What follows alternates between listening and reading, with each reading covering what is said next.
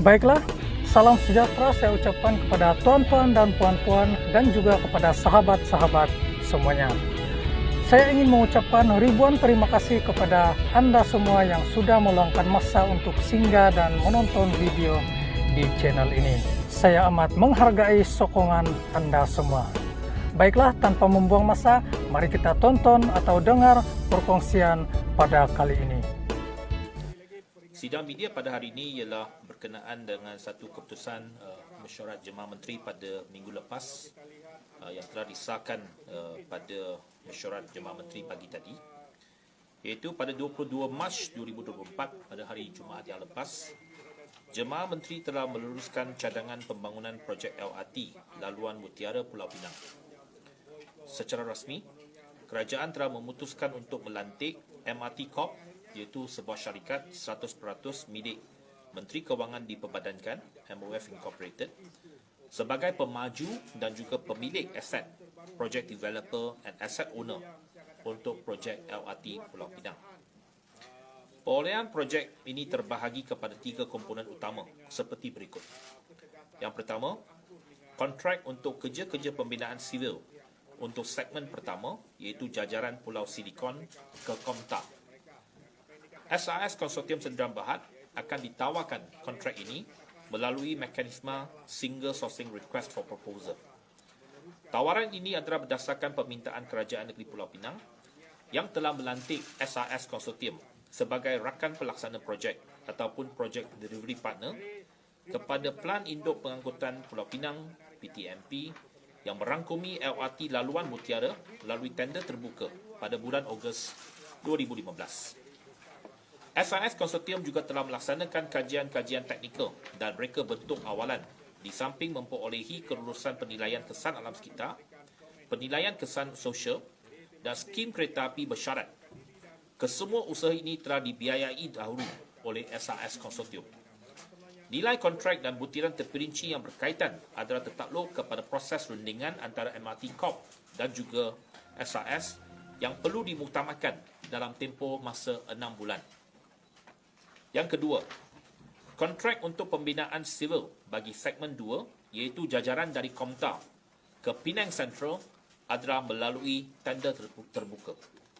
Yang ketiga, kontrak turnkey kerja-kerja sistem dan store kereta ataupun sistem and rolling stocks secara build, maintain and transfer BMT melalui kaedah tender terbuka. Selain itu, pembinaan depo operasi ataupun operations depo akan dirancang dan dibangunkan sekali dengan projek pembangunan bersepadu berorientasikan transit TOD di tapak pesta Sungai Dibung secara usaha sama antara MRT Corp dan juga Kerajaan Negeri Pulau Pinang. Strategi baru ini bertujuan menjana hasil bukan tambang ataupun non-fair revenue, tambahan yang penting untuk dilaburkan balik dalam penyelenggaraan LRT Pulau Pinang pada masa hadapan. Dengan keputusan Jemaah Menteri ini, maka secara rasminya Kerajaan Persekutuan mengambil alih projek LRT laluan Mutiara daripada Kerajaan Negeri Pulau Pinang. Kerajaan akan mempertimbangkan kaedah pembiayaan projek yang sesuai sama ada melalui peruntukan pembangunan ataupun kaedah lain yang sesuai yang akan ditentukan oleh Kementerian Kewangan. Jajaran LRT laluan Mutiara akan bermula dari Pulau Silikon hingga ke Komtar dan seterusnya menyeberang ke Penang Central di seberang perai untuk memberi ketersambungan kepada rangkaian kereta api KTM komuter dan ETS sedia ada. Jarak jajaran dianggarkan lebih kurang 29 km dengan 20 stesen termasuk 2 stesen pertukaran iaitu di stesen Komtar dan stesen Penang Central. Garis masa pelaksanaan. Kerja-kerja pembinaan projek LRT laluan Mutiara disasarkan bermula pada tahun ini. Okay. Kita sasarkan dalam tempoh 6 bulan, rundingan bersama dengan SAS Konsortium dapat dimuktamadkan dan selepas itu, kerja-kerja fizikal boleh dimulakan selewat-lewatnya pada suku keempat tahun ini. Pelaksanaan keseluruhan projek dijangka memerlukan tempoh masa lebih kurang 6 tahun dan disasarkan beroperasi pada tahun 2030. Saya yakin projek ini bukan sahaja memanfaatkan warga Pulau Pinang, malah memudahkan perjalanan pekerja yang berulang-alik dari Perlis, Kedah dan Perak Utara setiap hari dengan kesinambungan bersama rangkaian KTMB. Pelaksanaan projek LRT Pulau Pinang adalah komitmen kerajaan perpaduan dalam membangunkan infrastruktur pengangkutan awam bukan sahaja di kawasan Lembah Kelang tetapi juga di wilayah dan negeri yang memerlukan sistem pengangkutan awam demi kesejahteraan rakyat.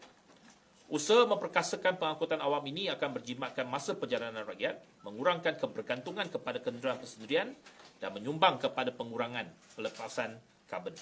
Jadi inilah keputusan yang telah dibuat pada minggu lalu dan kita yakin bahawa ia akan dapat perancakan projek LRT Pulau Pinang. Okay, itu saja. Berapa kos keseluruhan anggaran projek? Anggaran kos memang ada, tetapi kita nak berunding dulu dengan pihak yang terlibat. Jadi kita tak mau meletakkan satu kos yang telah pun kita putuskan, tetapi itu takluk kepada rundingan kita bersama dengan syarikat-syarikat yang terlibat. Okay, termasuk tender terbuka. Dari segi pengambilan tanah dan sebagainya lagi? Pengambilan tanah memang telah pun dibajetkan. Pengambilan tanah memang kita telah pun mengambil kira pelbagai pandangan dan proses ini sebenarnya telah pun berlangsung lama.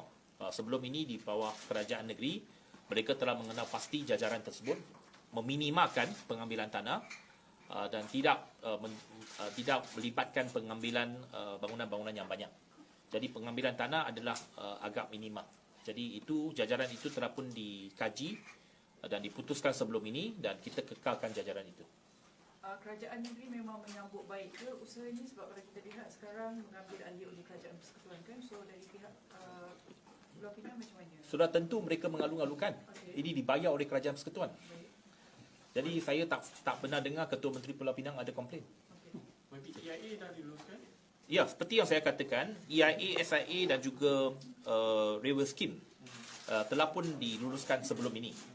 Okay, pada tahun 2019 lagi memang Railway Scheme bersyarat telah pun diberikan pada ketika itu. Cuma projek itu belum lagi masuk kepada fasa pembinaan sebab antara model lama ialah dia kena reclaim tanah dulu. Okay, jadi reclamation sekarang ini kita telah kurangkan. Antara syarat kerajaan persekutuan mengambil alih projek ini ialah projek penambakan perlu dikurangkan. Sebab sebelum ini ada 3 pulau yang perlu ditambah, okay, di bawah Silicon Island itu. Jadi daripada 3 pulau, kerajaan persekutuan telah minta supaya mereka hanya hadkan kepada penambahan 1 pulau saja. Jadi 2 pulau lagi itu tidak akan ditambah dan syaratnya ialah kerajaan persekutuan akan mengambil alih projek tersebut dan membiayai projek LRT. YB, untuk segmen kedua ni, setakat ni dah ada syarikat yang propose Mana? untuk segmen kedua, setakat ni dah Belum lagi. Kita baru buat keputusan. Seperti yang saya nyatakan, untuk segmen pertama memang ada latar belakang dia. Untuk segmen kedua, selepas ini akan dibuat proses tender. termasuk rolling stocks pun belum. Ya, belum lagi. Itu semua akan dibuat proses tender. Tetapi kita akan buat secara serentak supaya projek ini dapat dimulakan secepat mungkin. Jadi ada kerja-kerja yang boleh dimulakan terlebih dahulu di bawah segmen pertama. Kita akan mulakan dulu selepas rundingan bertamat dan tender untuk segmen kedua dan ketiga itu akan dibuat secara serentak. Setakat ni ada apa-apa syarikat yang mungkin jadi preference ke? Tak ada preference, ini tender terbuka. Jadi mana-mana syarikat yang layak mereka boleh tender lah. Dan saya yakin ini satu berita yang agak positif untuk syarikat-syarikat ataupun construction sector.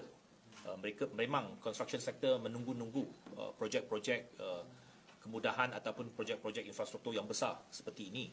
Dan saya yakin ini juga merupakan satu perkembangan positif kepada sektor construction. Nanti dia akan ni, Ya. nanti dia akan disambungkan dengan Penang Central. Ya. So laluan tu semua kan. Apa tu? LRT tu akan disambungkan juga dengan. Itu yang saya nyatakan. Segmen kedua itu ialah daripada Komtar sambung ke Penang Central. Dia akan merentasi laut. Okay. How much is the first segment? As I mentioned just now, we will not mention the figures because that is subject to negotiation. No, we do not want to mention any figures right now. Boleh sebelumnya ada certain groups kan dia question pasal pencarangan untuk bina LRT kan dari Penang. Ada tak dari pihak motor sebarang consideration untuk ada modes of transportation, contoh macam LRT? Ya, seperti yang saya katakan, ini keputusan telah dibuat. Pembahasan ini telah pun lama. Memang dia tak akan berkesudahan. Ada orang yang sokong, ada orang yang tak akan sokong. Tetapi saya yakin bahawa pihak kerajaan negeri telah pun membuat keputusan bahawa mereka inginkan projek LRT dilaksanakan. Dan kerajaan persekutuan telah pun bersetuju melalui kabinet. Jadi proses kita di bawah Kementerian Pengangkutan ialah melaksanakan keputusan tersebut. Okay. Jadi pandangan-pandangan itu kita terpulanglah kepada mana-mana pihak. Setiap pihak ada pandangan berlainan. Jadi kita telah buat keputusan dan kita akan laksanakan keputusan ini. Okey. Saya beritahu ada juga saya beritahu ada juga pihak kata macam the route alignment tu kan dia macam close to existing major roads, dan other than that dia tak masuk ke kawasan-kawasan yang high density macam air hitam dan kali terhubung. Jadi apa logik sebalik itu susah? Kalau kita masuk ke kawasan-kawasan air hitam dan jelutong, yang pertamanya ia melibatkan pengambilan tanah yang cukup banyak. Ada banyak kawasan-kawasan perumahan, kawasan-kawasan komersial yang lain yang akan juga menjejaskan banyak pihak kalau jajaran itu diambil kira. Yang keduanya sudah tentu LRT ini dia perlu ada pelengkap dia, ada bas pengantara dan sebagainya. Jadi ia adalah satu, yang pertamanya mass transit, satu sistem transit dari airport, Penang Airport sampai ke Komtar. Jajaran yang cukup penting di Pulau Pinang ini. Dan sudah tentu untuk kawasan-kawasan perumahan dan sebagainya perlu ada feeder bus lah. Okay. Dan itu memang akan dilaksanakan juga. Seperti juga sistem LRT dan MRT di Lembah Kelang. Dia bukan semua tempat melalui kawasan perumahan. Dia perlu ada juga sistem bus untuk melengkapkan sistem pengangkutan awam itu. Yang di mana di Pulau Pinang memang kita ada sistem bas yang agak baik melalui Rapid Penang. Perlu ditambah baik lagi selepas pembinaan LRT ini. YB, sorry. Yang mengenai syarikat tadi tu, adakah terbuka kepada tempatan ataupun international juga? Itu tender terbuka. Sudah tentu terbuka kepada tempatan. Tender terbuka tempatan dan juga international. Ya, selagi dia incorporate di Malaysia. So SRS ni tempatan. SRS konsortium adalah syarikat tempatan. Okay. YB, satu lagi isu mengenai concern kedudukan Georgetown sebagai UNESCO Heritage Site. So setakat ni macam mana untuk address semua itu telah pun diambil pertimbangan semasa railway scheme itu dijalankan kajian. Seperti yang saya katakan, EIA, SIA telah pun dibuat. Dan sudah tentu kawasan-kawasan yang sensitif di kawasan heritage itu perlu diambil kira dan diberikan pertimbangan yang sewajarnya. Dan itu sudah tentu akan diberikan perhatian serius. Ya. The government offers the contract to SRS. Has SRS accepted? As I said, it's a negotiation process. The cabinet has decided the whole process must be negotiated and concluded within 6 months. So immediately after today's announcement, okay, because the minute of the decision was only certified this morning, so that's why immediately I called a press conference to announce the decision. So then later after this there will be a post cabinet. We will minute the decision. And then we will send a letter, official letter, to MRT Corp. Then immediately they can start the process of negotiating with SRS Consortium. They will be given 3 months to negotiate and 3 months for them to come back. Okay? So altogether, within 6 months, this process must be concluded. That is the decision of the cabinet. So 6 months from now, we are expecting that if SRS Consortium agrees to take up the job, then they have to start the construction work 6 months down the road. Okay? Yeah. So will there be congestion pricing or vehicle limits entering Penang once LRT is complete? Kita selesaikan dulu dah. Okay. Bina dulu. Ini belum bina. 2030. Bukannya besok boleh selesai. Ada 6 tahun lagi. Jadi apabila sudah dibina, sudah tentu keadaan berubah dan dasar-dasar dan juga pendekatan-pendekatan baru akan diambil kira. Tapi setakat ini belum ada perancangan. Nanti orang panik pula, ada congestion charge dan sebagainya. Setakat ini belum ada lagi. Kita fokus dulu kepada pembinaan infrastruktur ini. So maksudnya setakat ni SRS belum setuju kan. Jadi kalau syarikat SRS tak setuju, akan open tender ke atau apa? Itu terpulang lah, nanti kita akan buat keputusan. Itu sebab saya katakan ayat pertama tadi dia, term yang digunakan ialah single source request for proposal. Okay. Jadi sebab kita tak ada contractual obligation dengan SRS Consortium. Yang ada obligation contract dengan SRS Consortium ialah Kerajaan Negeri Pulau Pinang. Okay. Kerajaan Persekutuan, Menteri Pembuatan dan Kerajaan Persekutuan tak ada langsung kontrak dengan SRS Consortium. Jadi sebab kita tak nak complicate the matter. Sebab kalau kita tak lantik mereka, okay, mereka akan mungkin ada isu perundangan dengan Kerajaan Negeri Pulau Pinang. Sebab Pulau Pinang telah award kepada mereka. Jadi kalau sekarang ini federal take over dan projek ini bukan dilaksanakan oleh mereka, jadi ada isu perundangan. Dan mereka telah pun mendapat beberapa keputusan sebelum ini. Jadi kabinet membuat pertimbangan tanpa menjejaskan isu-isu perundangan, kita tawarkan kepada mereka. Tetapi perlu ada rundingan. Sebab sebelum ini tak ada rundingan dengan Kerajaan Persekutuan. Yang ada mereka ialah rundingan dengan pihak Kerajaan Negeri Pulau Pinang. Jadi, to be fair to us, we have to negotiate with them. Okay, bukannya kita bulat-bulat bagi kontrak kepada mereka. Jadi, perlu ada proses untuk perundingan. Dan juga kita akan tentukan dari segi pricing dan sebagainya. Jadi, proses itu akan mengambil masa 6 bulan ini. Okay. Sekian saja perkongsian pada kali ini. Terima kasih kerana sudah klik dan menonton video ini sampai habis. Kepada yang baru di channel ini, jangan lupa untuk tinggalkan like, share, dan subscribe-nya. Bye-bye.